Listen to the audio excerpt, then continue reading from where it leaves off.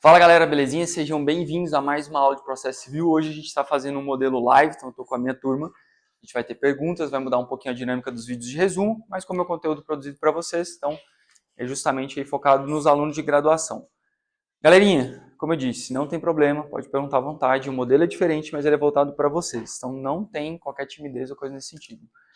Vamos falar agora de aspectos práticos. Eu coloquei aqui o RESP, só que nós vamos falar de forma simultânea, tanto do RESP quanto do RE. Mas por que eu apontei principalmente a questão do RESP?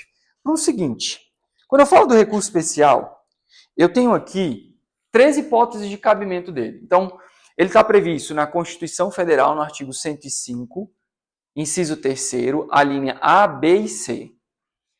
Sempre que eu pensar em STJ, eu vou lembrar daquela ideia de o que cabe ao STJ julgar. Lembra?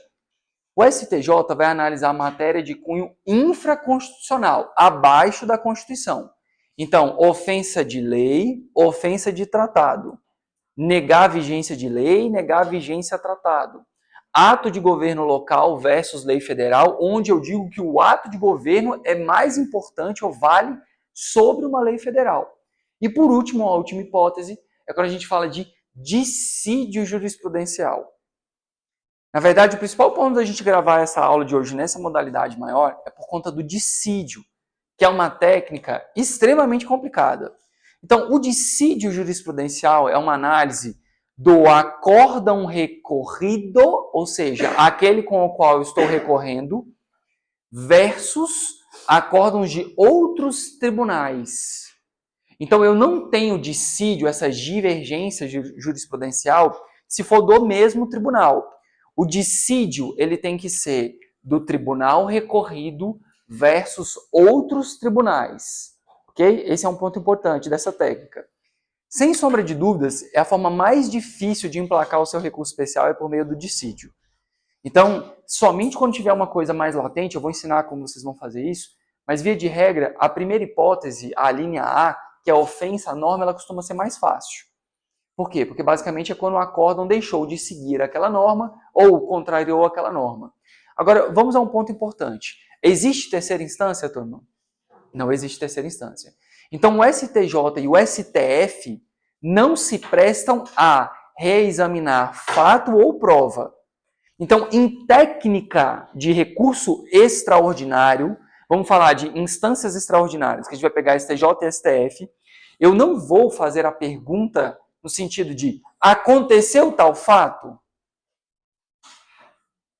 Aconteceu isso, aconteceu aquilo? Não, porque isso é reexame de fato.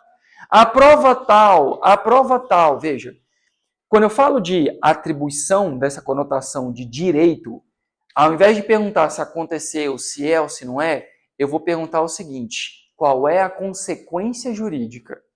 Então, por exemplo, eu vou pegar alguns casos. A gente teve um caso que teve uma análise sobre a necessidade de intimação do devedor, perdão, de intimação não, de cientificação do devedor para negativação do nome dele. Como que essa matéria chega ao STJ? Ah, é porque a Val teve o nome negativado e eu falei que era injusto, que era errado. Não, não é isso. Qual é a consequência de uma informação de negativação do devedor que se limita exclusivamente a mandar um e-mail? Então, quando eu trago isso para o STJ, quando eu trago uma discussão para o STF, eu vou trazer uma consequência jurídica de uma interpretação da norma, por exemplo, uma ciência do ato, para então determinar ali que houve uma ofensa de direito. Vamos dar o exemplo. Embriaguez ao volante.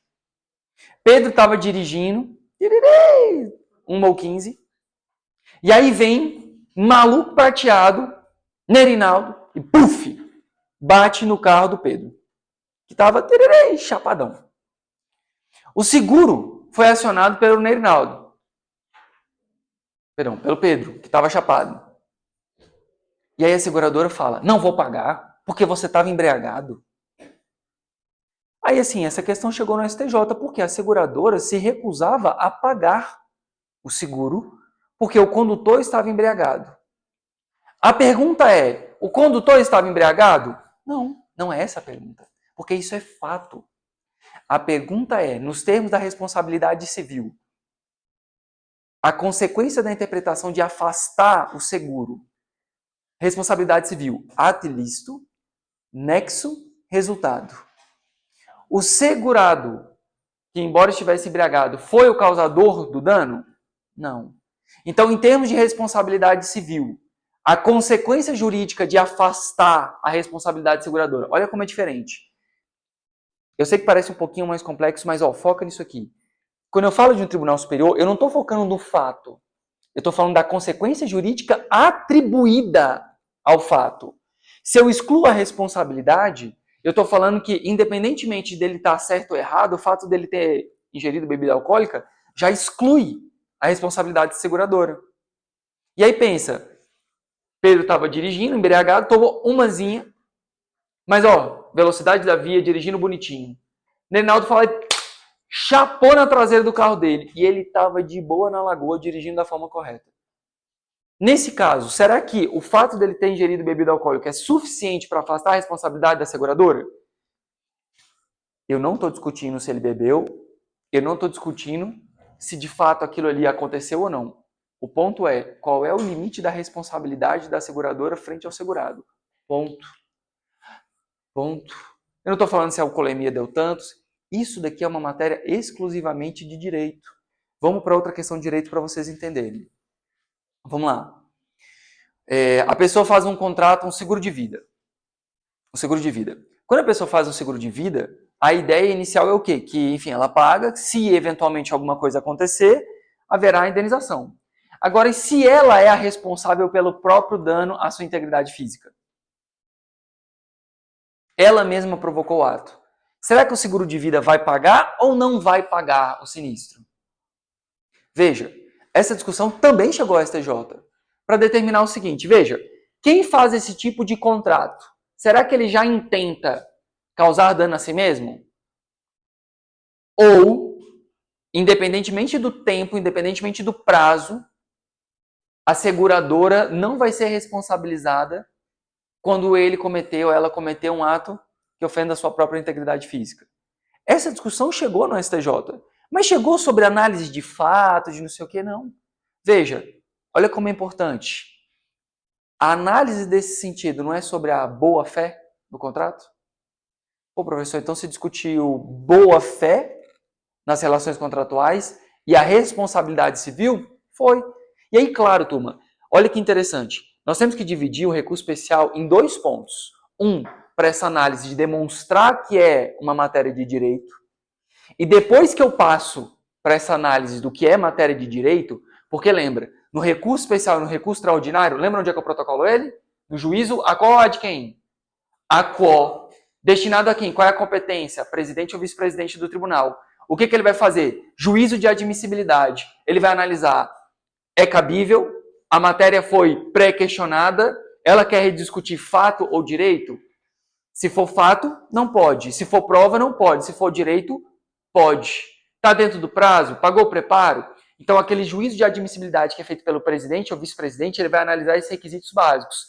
Então, a gente tem que separar admissibilidade, porque depois que passa a admissibilidade, Cláudio, sabe o que vai ter que acontecer?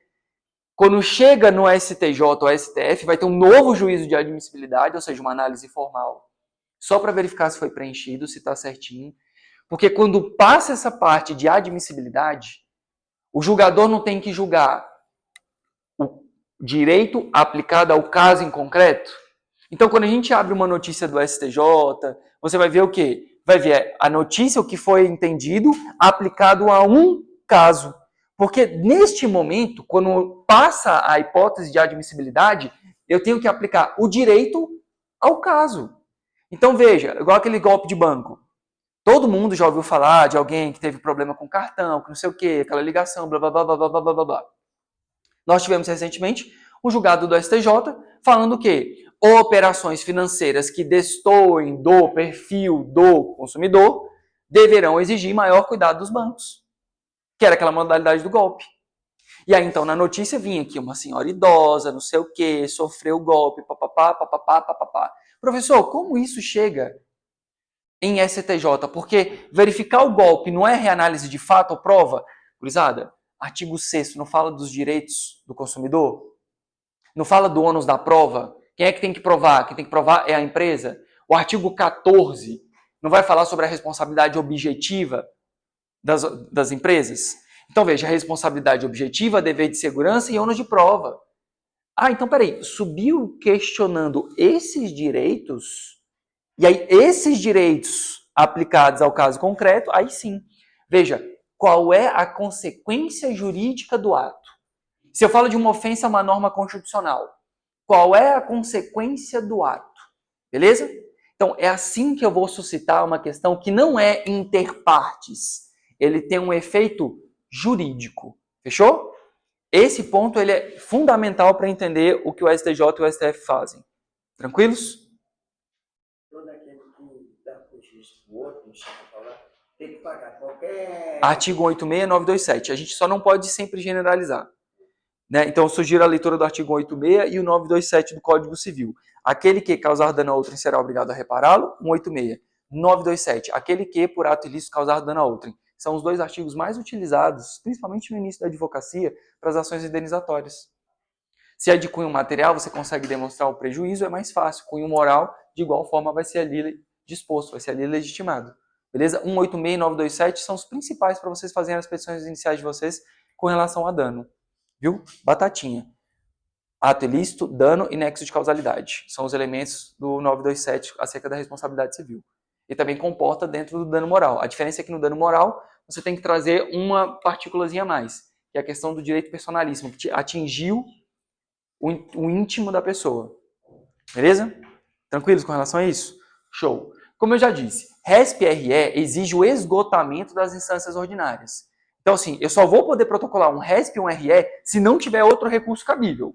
Lembra da nossa linha? Ó, nossa linha processual como um todo. Petição inicial, citação, audiência de conciliação, contestação, eventual reconvenção. Réplica, saneamento do feito, provas, especificação de provas, eventualmente audiência, instrução e julgamento, sentença. Da sentença cabe qual recurso, turma? A apelação. Chegou no tribunal. Vai ser feito o quê? Designado um relator. Esse relator vai ter que proferir uma decisão. Como é que chama essa decisão? Monocrática. Se ela for negando o recurso, algum efeito do recurso, algum pedido, qual é o recurso cabível? Agravo interno. Boa. Forçou a turma a se manifestar. Se seguir um rito normal, o que ele vai fazer? Vai fazer um relatório, vai distribuir para os demais, e aí então vai ser designado uma sessão de julgamento. Chegou na sessão de julgamento, ficou 2-1 na apelação, o que acontece? Quórum ampliado e quórum estendido. Beleza, vai ser designada uma nova sessão ou na mesma sessão os 5 vão participar. Top. Deste acórdão, aí agora a gente começa a verificar. Se eu vou embargar para fazer um pré-questionamento, lembra, fazer um embargo de declaração para mostrar que, olha, não houve, Donato, não houve a análise de tal ótica da lei. Não houve apreciação sobre tal artigo que eu pus. Então, aqui os embargos de declaração servem para contradição, omissão, obscuridade e erro material. Mas, eu posso utilizar ele também com fim de pré-questionamento, para falar, ô tribunal, eu falei tal tese no meu recurso de apelação e o acórdão não falou que esse artigo vale ou não vale. E aqui, turma, nasce um grande problema. Porque, olha só, quando eu falo de pré-questionamento, o artigo 1025 vai dizer o seguinte: se os embargos têm fins pré-questionadores, o STF entende que o que foi suscitado por nossos embargos consta para a finalidade de pré-questionamento. Então, tu apontou lá o artigo. Ó, ofendeu o artigo tal, quero pré-questionar essa matéria. O STJ não admite, ao passo que o STF admite. Mas admite o quê? É chamado de pré-questionamento ficto, presumido.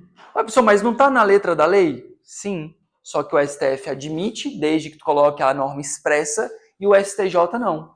Ele diz que não é admitido o pré-questionamento ficto, súmula 211 do STJ.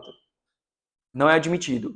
Então a gente precisa forçar que a matéria seja analisada pelo juízo do acórdão, ou seja, o tribunal, para assim a gente poder subir para o STJ.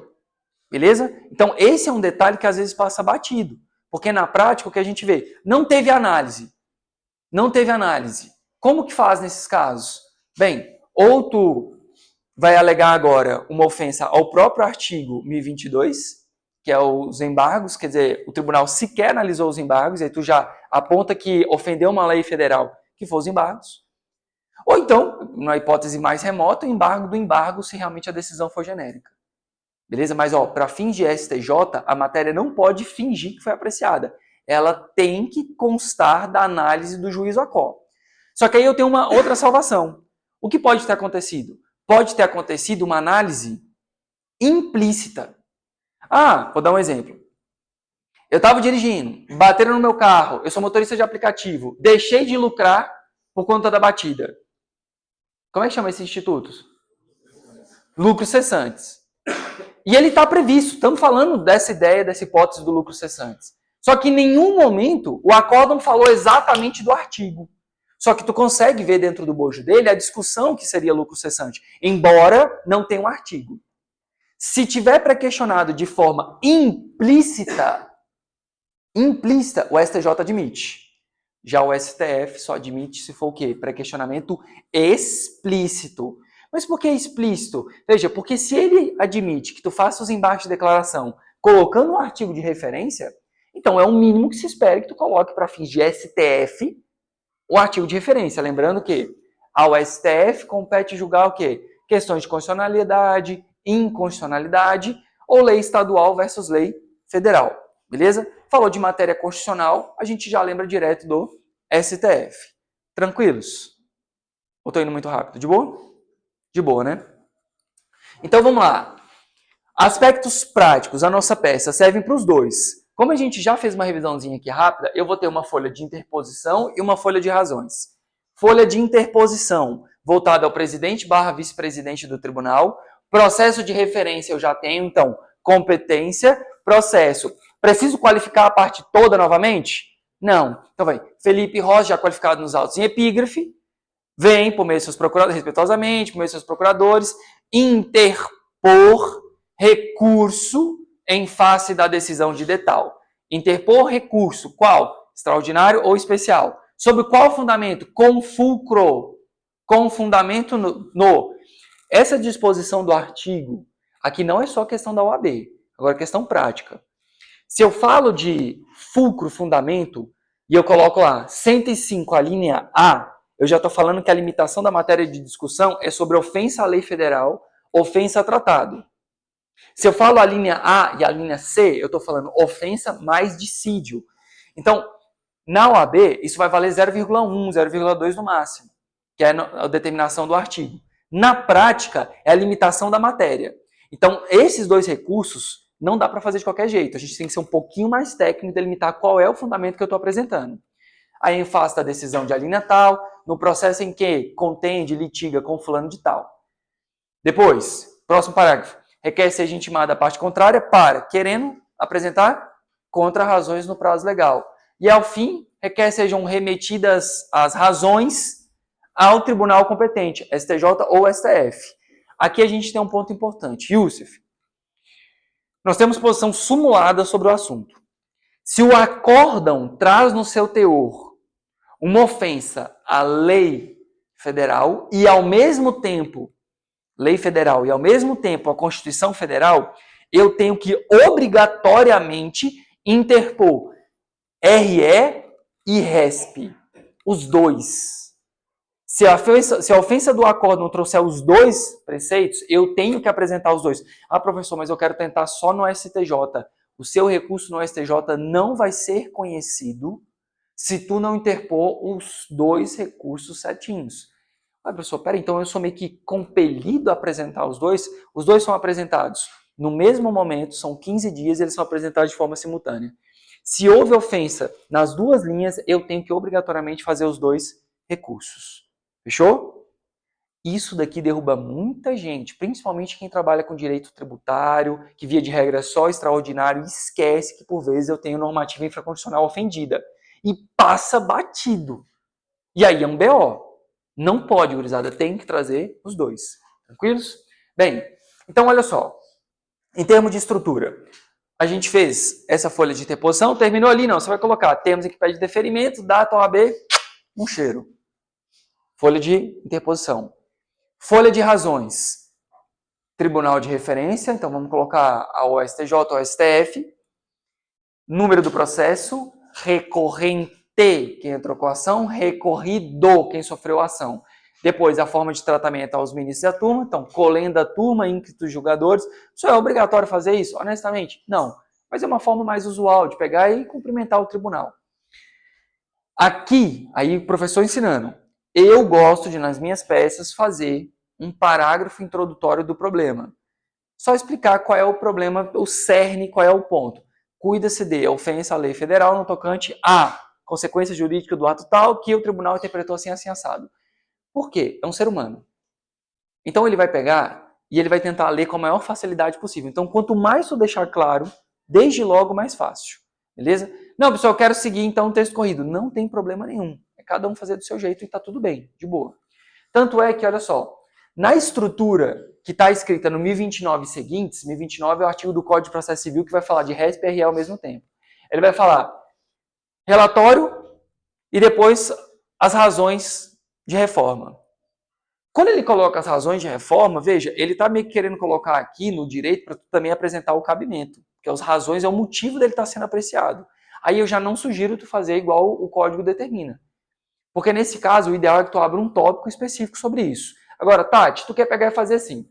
Eu quero escrever primeiro os pressupostos e depois o relato do processo. Pode? Pode. Eu quero escrever primeiro o relatório do processo e depois os pressupostos. Pode? Pode, não tem problema.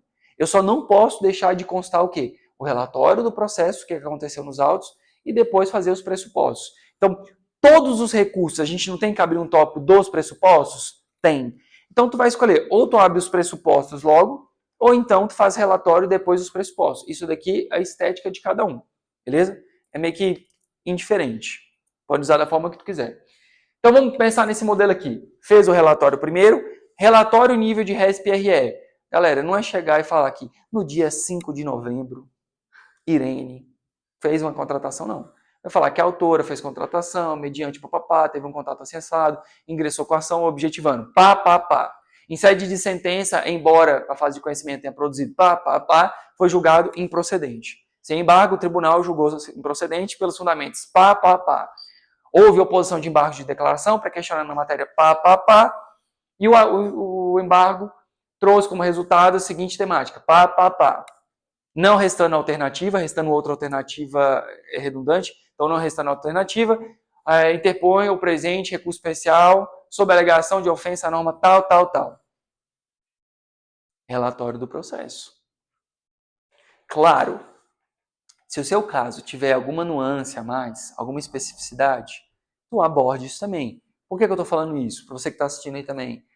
Lembra que eu falei aqui do exemplo lá do golpe? Teve um golpe, TTT. No próprio voto da ministra Nancy Andrighi, ela ressalta, foi um golpe contra a pessoa idosa, para asseverar a vulnerabilidade. Então veja, lembra que eu falei que a gente discute consequência jurídica? Olha como fica ainda mais específica, consequência jurídica do ato, atrelado ainda a uma condição de hipervulnerabilidade, que eu já tenho consumidor mais idoso. Então é óbvio que quando ela foi trazer nos fundamentos, ela traz o fundamento jurídico geral e depois fala da condição de hipervulnerabilidade da pessoa idosa. E aí isso foi reforçado do porquê daquele entendimento. Beleza? Então se tiver alguma nuance como essa, saiba como explorar, mas sempre dando uma cara jurídica e não uma cara de fato. Beleza? Show? Beleza. Pressuposto de admissibilidade. Começa cabimento. Vou fazer a prova da OAB, professor. Pode vir RESP ou RE? Claro, sem sombra de dúvidas, com toda a certeza do mundo, porque é óbvio que essa matéria pode vir lá. Então, pode ser cobrado. Professor, mas eu vou fazer penal. Sinto muito em informar, mas RESP e RE também cai no direito penal. Professor, eu vou fazer em trabalhista. Tu tem recurso de revista e tem um recurso extraordinário. Peraí, mas não eram só 3 peças, professor? Não. Não é só 3 peças, não. Eu tenho a reclamação trabalhista, eu tenho contestação, eu tenho recurso ordinário, eu tenho mandado de segurança, agravo de petição, recurso de revista, recurso extraordinário. E pode vir. Claro que recurso extraordinário trata de matéria constitucional, afeta o direito do trabalho. Não é muito comum, mas pode vir. Então quer dizer que RESP e RE dentro das matérias hoje pode vir em qualquer uma delas? Sim, em qualquer uma delas, só não é tão usual. Beleza? Já caiu o RESP já nas provas de direito civil. Já caiu o RESP. Então, ó, o ideal é a gente bater ponto a ponto. E, ó, primeiro tópico é do cabimento. Tu vai fazer assim a demonstração de qual das alíneas, qual é o fundamento que te permite entrar. Então, ó, como escrever isso? Você vai explicar que houve o esgotamento das vias ordinárias, explicando o contexto do que foi apresentado e falando qual é o objeto da impugnação, ou seja, ofensa tal, tal, tal. Colocou o artigo de referência e o inciso. Beleza. Fechou essa parte. Tranquilos? Fechou essa parte. Depois, pressupostos genéricos. Preparo. Preparo o recolhimento de custas. Se o seu cliente tem gratuidade de justiça, você vai recolher custas? Não. Aí tu vai informar que ele já é beneficiário da gratuidade de justiça. Professor, mas eu preciso da gratuidade de justiça agora. Beleza. Abre um tópico antes dos pressupostos e pede a gratuidade de justiça. Mas pode? Pode, gurizada. Pode. Lembrando, quando tu faz esse pedido logo no seu recurso, aquele que recebe o pedido vai ter que analisar ele. Posso fazer um efeito suspensivo, um pedido de efeito suspensivo? Pode. Eu só não recomendo que o efeito suspensivo seja feito agora. Por quê? Porque você vai acabar sendo repetitivo. Porque se tu pedir o efeito suspensivo agora, antes dos pressupostos de admissibilidade, você não tem que falar do porquê de ter o efeito suspensivo, de falar da gravidade, do perigo que o processo pode ter se ele for aplicado agora. Aí tu vai ter que entrar no fato, vai ter que entrar no mérito, vai ter que fazer a discussão. E aí depois tu vai ter que entrar no mérito de novo para explicar. Então o efeito suspensivo, neste caso, a melhor técnica é aquela que tu precisa ser menos repetitivo. Ou seja, depois que tu apresentar todo o contexto do processo, abre um tópico do efeito suspensivo. Porque daí tu já começa assim, consoante todo o exposto, verifica-se que, caso haja cumprimento provisório, cumprimento do feito, haverá prejuízo nos termos já... Então fica menos repetitivo, o seu recurso ele fica mais lógico. Beleza? Aí beleza. Preparo, lembra desse esquema das custas. Tempestividade, prazo de 15 dias. E aí eu fiz uma anotação. No caso da tempestividade, nós tivemos em 2024 uma alteração sobre a demonstração de feriado local. Antigamente era o seguinte, se eu estou protocolando aqui, ó, TJMG, beleza? O presidente do Tribunal de Minas Gerais sabe, vou inventar alguma coisa aqui, que no dia 3 de outubro é o dia do calango e a gente comemora isso? Né, a gente sabe, né? Mas, enfim, é hipotético. Então, o presidente do Tribunal de Minas sabe do diacho desse feriado local? Não sabe. Então, como que a gente vai exigir que o STF e o STJ saibam que em Minas tinha o dia do queijo? O dia do chimarrão no sul? Entende? Eu quero dizer o seguinte, nesses dias que são feriados locais, não tem como eu exigir do STF que ele saiba de pronto que aquilo ali é feriado local. Concordam comigo? Então, o que incumbia a parte recorrente? A demonstração de que houve feriado local e por isso que o recurso era tempestivo. Então, tinha que colocar naquela contagem de prazo a demonstração que no dia tal não teve contagem porque foi um feriado. E aí ele anexava a normativa do tribunal determinando que aquele dia em especial foi feriado. Só que o que o código trouxe agora de inovação? Veja, antes do juízo de admissibilidade do STJ simplesmente fala, é intempestivo. Ele dá a oportunidade para você pegar e explicar por que tu não contou o dia 3? Por que tu não contou esse dia do prazo? Ou então, digamos que eu falo lá de um ministro que é do local e ele sabe que aquele dia é feriado. Ele pode admitir, ele pode convalidar isso? Pode. Então foi uma flexibilização no requisito da tempestividade. Okay? Assim como no preparo, se tu não recolher, tu recolhe em dobro, ou se tu recolher o valor a menos, tu pode complementar, nós temos essa flexibilidade. Alguma dúvida? Não? De boa? Sobre o pré-questionamento. Aí vamos lá. O pré-questionamento é lembra, se apropria do conceito. O que é pré-questionamento? É a verificação de que o juiz ou a quo confrontou, abordou aquela matéria que é objeto do meu recurso. Pré-questionar a matéria quer dizer que ela foi discutida nas instâncias inferiores. Por quê? Por uma questão muito lógica. Eu não posso, como STJ, admitir isso aqui. É uma matéria que foi discutida lindamente na sentença. Estava lá, topíssimo. Coisa linda. Enfrentou os artigos e tal. Depois o acordo não falou nada. E aí eu pulo direto para o STJ? Eu suprimo uma instância? Não pode. Por isso que minha dica é sempre tomar muito cuidado com as contrarrazões de apelação, porque nas contrarrazões é a nossa maneira de se defender e a gente também tem que trazer os artigos de referência, senão tu passa batido. Tem que ter cuidado para as contrarrazões. Muito, muito comum isso. Marcelo, vê se eu estou mentindo. Tu vê ali contra a razão de apelação, contra a razão de recurso. O cara vai lá e fala da manutenção da decisão, manutenção da sentença, e ao invés dele pegar os argumentos que ele utilizou ali, ele se limita àqueles que o magistrado utilizou. Tô mentindo? Super comum que a parte vá lá e se limite a usar. Não, ó, já julgou procedente, ó, e o juiz julgou assim, beleza. Aí o tribunal vai lá e reforma. Aí tu tinha 15 teses. O juiz utilizou uma só para julgar procedente. Tu se limitou no tribunal a suscitar só aquela que o magistrado. Sabe o que acontece com as outras 14? Já era. Já era. Então, em contra-razões, a gente tem que trazer a expertise da técnica de suscitar quais artigos a gente está defendendo, para além da posição do magistrado. Entenderam? Ficou claro? Show? Então, de forma bem breve, sobre o pré-questionamento, mostrar que já houve apreciação pelo juiz anterior e lembrar, o pré-questionamento ficto é aquele que está previsto no artigo 1025, que diz o quê? Que estará incluso a título de pré-questionamento que foi apresentado nos embargos. O STJ não admite pré-questionamento ficto, ao passo que o STF admite.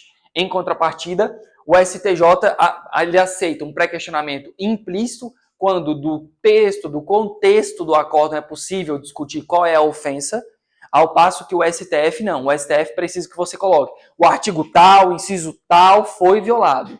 Professor, é desse jeito? Tem que colocar certinho o artigo, inciso? É. Pré-questionamento explícito é justamente isso. Até aqui, com relação ao pré-questionamento, alguma dúvida? Não? Agora a gente entra em dois tópicos que são específicos de cada um dos recursos. Colocar o artigo quando está errado, que aí tá... Exatamente, aí não vai ser admitido. Tem que tomar muito cuidado, tem que ser pontual. Beleza? Agora vamos lá. STJ e STF. O STJ, por meio da Emenda Constitucional 125 de 2022, trouxe agora um novo requisito, que é chamado de filtro de relevância. A gente já conversou, estava no quadro da última aula. Filtro de relevância. Quando a causa for de matéria penal, quando for improbidade, quando falar de inelegibilidade, quando for de demandas que sejam superior a 500 salários mínimos, ou quando não seguir entendimento da dominante ou vinculante dos tribunais superiores. Tá falando de incompetência aqui? Não tá. Incompetência não é uma parada tão importante que pode fazer o processo voltar todo e começar de novo? É. Então veja, o filtro de relevância é como se fosse um requisito a mais para o STJ chamar de seu, uma jurisprudência defensiva, um requisito, até para reafirmar para que serve o STJ. Para realmente unificar e dar segurança jurídica. Então, o problema desse caso do filtro de relevância é que, embora o parágrafo 2º e o parágrafo 3º do artigo 105 falem sobre ele, fato é, ficou muito vago. Será então que ações que não tenham 500 salários mínimos não têm importância jurídica? E aí a gente passa a ter um problema. Essa questão da competência. A questão da competência não é sobre valor. A união homoafetiva. Como é que eu vou falar de uma ofensa a uma norma... a nova regramento agora sobre a regra dos cartórios, Código Notarial Nacional. Ela é uma disposição federal, mas não necessariamente vai atrair 500 salários mínimos. E veja, é uma matéria de direito de família. E aí? Carece de uma normatização com relação a isso. Mas, professor, no meu recurso, eu vou deixar de explorar? Vou explicar para vocês um ponto interessante. Giovana, se eventualmente o meu recurso não preenche essas hipóteses que já estão previstas lá, essas 5, então tu vai fazer o quê? Tu vai salientar o enunciado administrativo número 8 do STJ, que fala que depende ainda de uma normativa complementar. Então tu abre do filtro de relevância, explica o contexto dele, o fato dele ser recente e a necessidade do enunciado administrativo que diz que, olha, eu preciso de uma norma ainda complementar para explicar sobre o filtro de relevância. Porque isso está disposto na Constituição, mas carece de uma normativa. Agora, se a minha demanda é de 1 milhão, se a minha demanda é de 1 milhão, é maior do que 500 salários mínimos, não é? É. Então eu vou pegar e vou deixar de usufruir dessa hipótese topíssima de falar, olha, minha matéria inclusive preenche o filtro de relevância independentemente de norma complementar. Então tu já coloca que o filtro de relevância já está presente, a relevância da matéria, por uma questão já prevista, sem necessidade de complemento. Se já tem, coloca. Se não tiver, explica da questão da normativa. Beleza? Por quê? Por questão de preciosismo mesmo. Professor, vou fazer a prova da OAB em civil. Corre o risco de cair RESP? Claro. Se eventualmente vier, provavelmente a prova da OAB vai colocar para ti já alguma das hipóteses previstas dentro do parágrafo 3º. Mas, o ponto é, tem que colocar o modelinho bonitinho, porque lá vai ser checklist. Na prática, explore isso para aumentar a possibilidade de admissibilidade da sua demanda. Fechou? Show? Agora, no STF, a coisa muda de figura. Do STF muda bastante. Aí a gente entra num instituto um pouquinho mais chato chamado de repercussão geral. O que é a repercussão geral? A repercussão geral é a demonstração de que um caso, ele não pode, veja, até pode existir algum tipo de ofensa constitucional aqui no seu caso, uma questão difusa.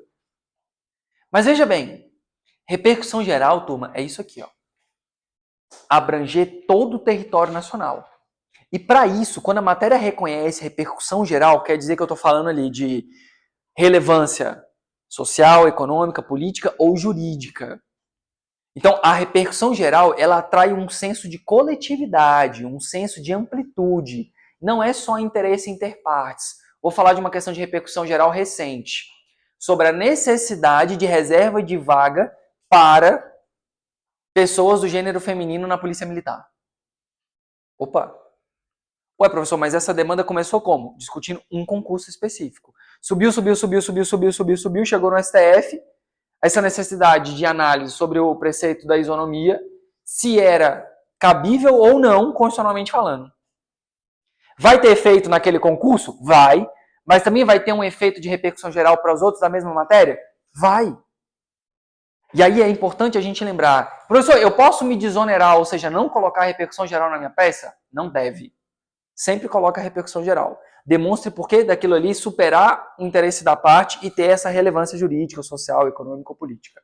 Sempre coloquem isso. Beleza? Professor, mas e aí? O que mais que tem? Porque por enquanto eu achei até fácil. Pelo menos teoricamente falando, é ok. E tranquilo, é isso mesmo. Agora, se eventualmente o tribunal, juiz Lacó, perceber que, opa, esse caso já chegou no STF. Chegou lá no STF, o que o STF entendeu? Não tem repercussão geral essa matéria. Se neste caso, o próprio juiz Lacó falou que o STF já julgou um caso semelhante, entendeu que essa matéria não tem repercussão geral, ele vai inadmitir esse recurso. E essa inadmissão, presta atenção, foi cobrada uma vez ao longo de toda a prova da OAB, uma só. Essa decisão aqui do presidente, ela comporta agravo interno. Essa daqui. E aí o Yusuf está falando, professor, mas e agora? O que eu faço? Eu sento e choro? Porque, pô, se já teve o STF analisando e agora eu não vou conseguir subir, qual é o fundamento? O fundamento vocês já aprenderam. Tu tens que fazer a técnica da distinção, demonstrar do porquê do seu caso ser diferente daquele que teve repercussão. Não, professor, é a mesma coisa. Aí é o famoso lema, cada um com seus problemas. Aí deu ruim, porque daí se é a mesma coisa, claro, você pode falar de overruling, que está mudando, que o preceito social mudou, que os costumes mudaram. Então aí a gente pode falar de projeção de mudança, que está em andamento. Então, prospective overruling, uma projeção de superação. Então a gente pode falar que está mudando com algum fundamento. Beleza? Mas se não tiver isso e for exatamente a mesma coisa e não está mudando, aí é só sentar e chorar. Beleza? Vocês não perguntaram, mas se for o contrário? E se o STF já tiver entendido que a matéria tem repercussão geral? Aí é top. Porque daí facilita bastante a nossa vida. Se o STF já julgou uma matéria igual a do caso e já teve com reconhecimento de repercussão geral, o que tu vai abrir no seu tópico? Da repercussão geral e vai colocar o STF já entendeu pela relevância e a repercussão geral da matéria. Professor, precisa ser idêntico? Não, gente. Se for idêntico e o tribunal não está seguindo, você já está falando que ele está ofendendo a hierarquia das decisões judiciais. Eu posso fazer por analogia de temática. Se reconheceu o status família, artigo 226 da Constituição Federal, e verificou que aquela matéria dentro do contexto de reconhecimento de entidade familiar tem repercussão geral, você pode fazer de analogia. Fala, ó, a matéria é importante, é no mesmo artigo, mas com consequências jurídicas distintas. E aí tu pode usar da forma análoga.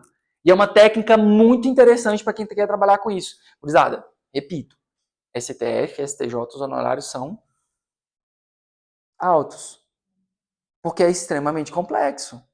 Justamente por conta da dificuldade de emplacar eles. Então, pegando esses bizus aqui, vai ajudar bastante no nível de prática.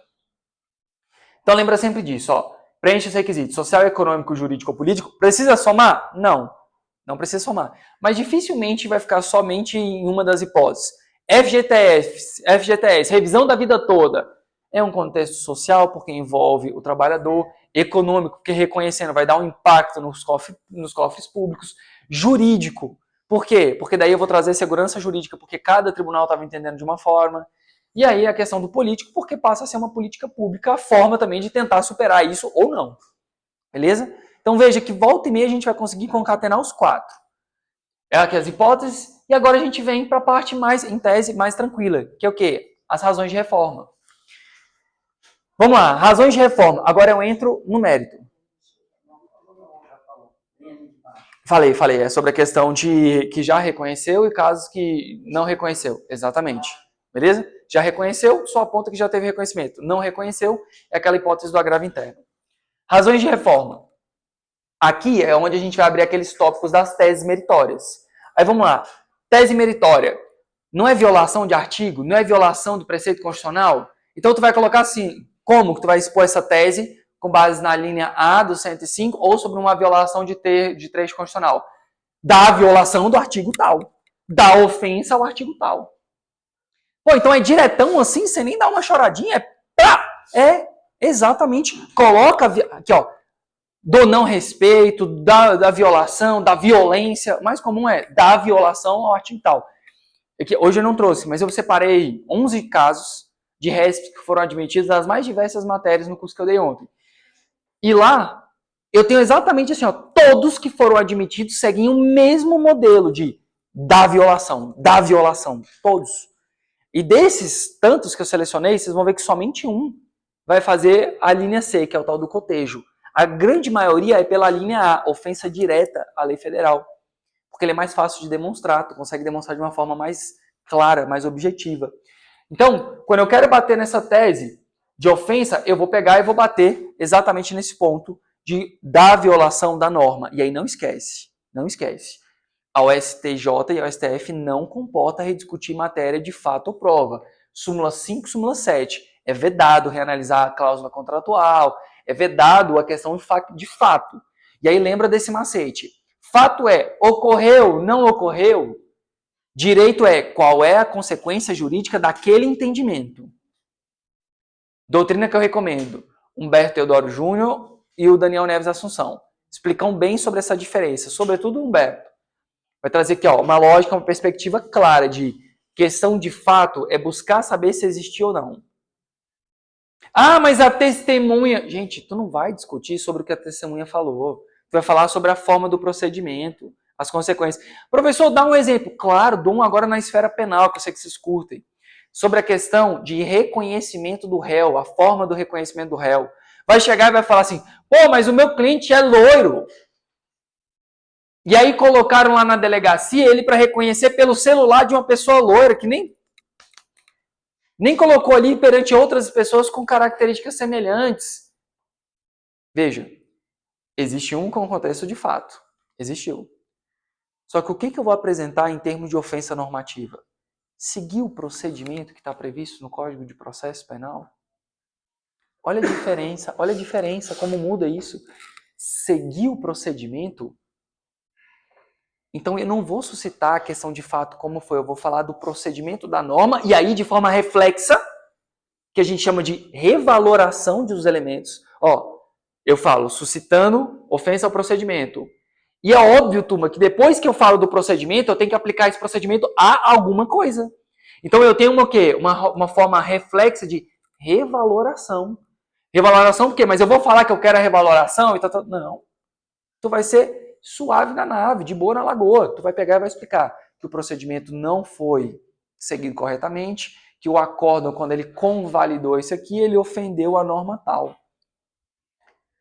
No caso em concreto, não se trata de reanálise de fato ou prova, mas tão somente de procedimento e lisura do procedimento. Lembra, o que eu falei para vocês? Depois que partir dessa parte da admissibilidade que a gente chama de efeito devolutivo mitigado, ou seja, não pode analisar tudo de tudo, quando chega no mérito, o ministro não tem que aplicar o direito ao caso? O caso não é o diabo do fato? Então, inevitavelmente, quando ele for fazer uma análise do direito, esse direito vai ter que dialogar com o caso. Conseguiram diferenciar, turma, o que é uma questão de fato e uma questão de direito? Conseguiram mesmo? Esse é o ponto mais importante, mais significativo. Qual é a consequência jurídica? Qual é a qualidade jurídica daquele entendimento? E não se o fato aconteceu ou não. Fechou? Tranquilos? Superada a porta da admissibilidade, turma, no mérito, a chance de vocês terem um êxito no recurso de vocês é muito grande. E se tu teve um RESP admitido sem ter que empurrar ele, que é a próxima aula, por meio de agravo, tá de muito parabéns. Topíssimo. Você vê assim, RESP, puf, julgado, só o RESP. Isso é coisa linda de Jesus. Raríssimo, inclusive. Mas conseguiu superar a porta da admissibilidade, o mérito é top. Beleza? Show? Tranquilo. Então, faça essa distinção e a forma das consequências. Segunda modalidade agora, dissídio. Essa é somente na questão do STJ, tá? A gente não tem fundamento de dissídio, divergência jurisprudencial para o STF. Esse daqui é o mais difícil de todos. É o mais técnico. Mas, em termos de teoria, ele é fácil. Super fácil.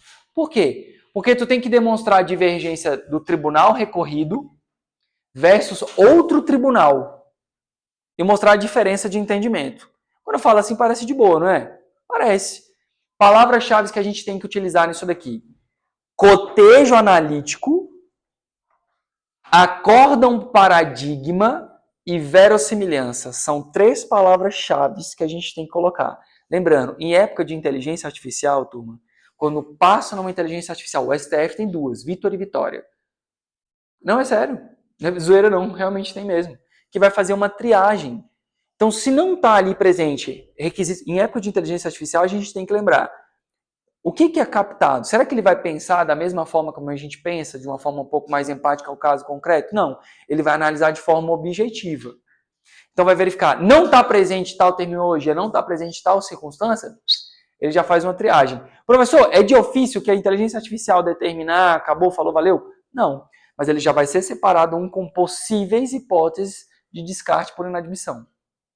Então, ó, o cotejo analítico é o seguinte. Tu vai abrir um tópico, vai chamar de dissídio jurisprudencial. Minha sugestão, cria uma ideia visual da coisa. Coloca assim, acórdão recorrido versus acórdão paradigma. Tribunal de Minas, número tal.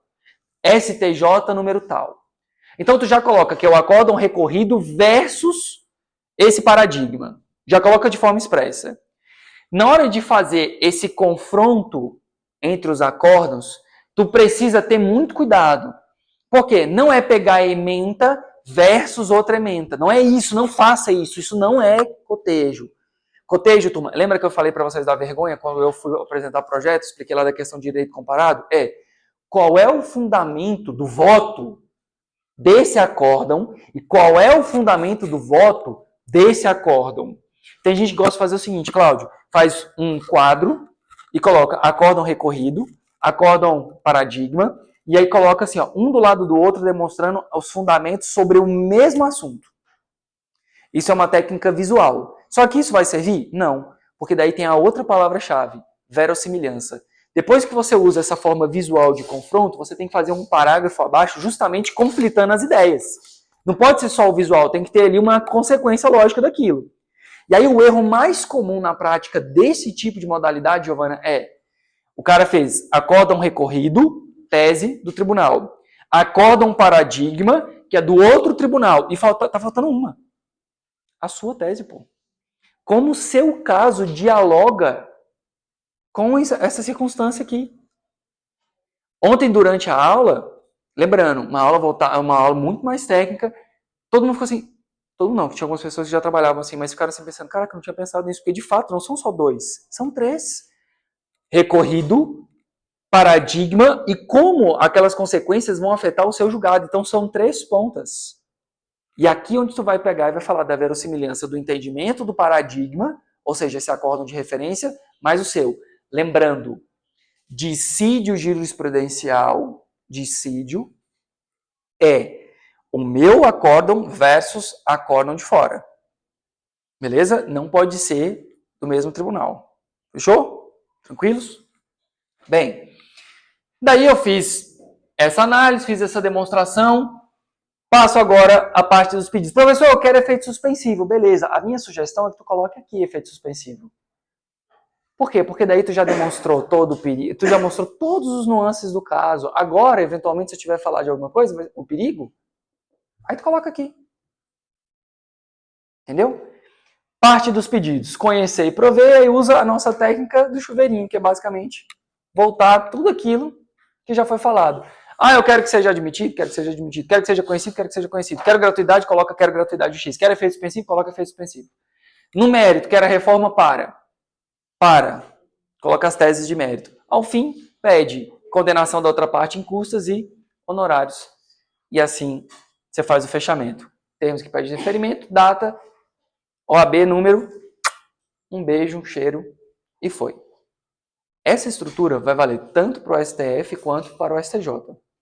Fechou? Claro, tem trocentos mais assuntos, a questão de repetitivos e afins.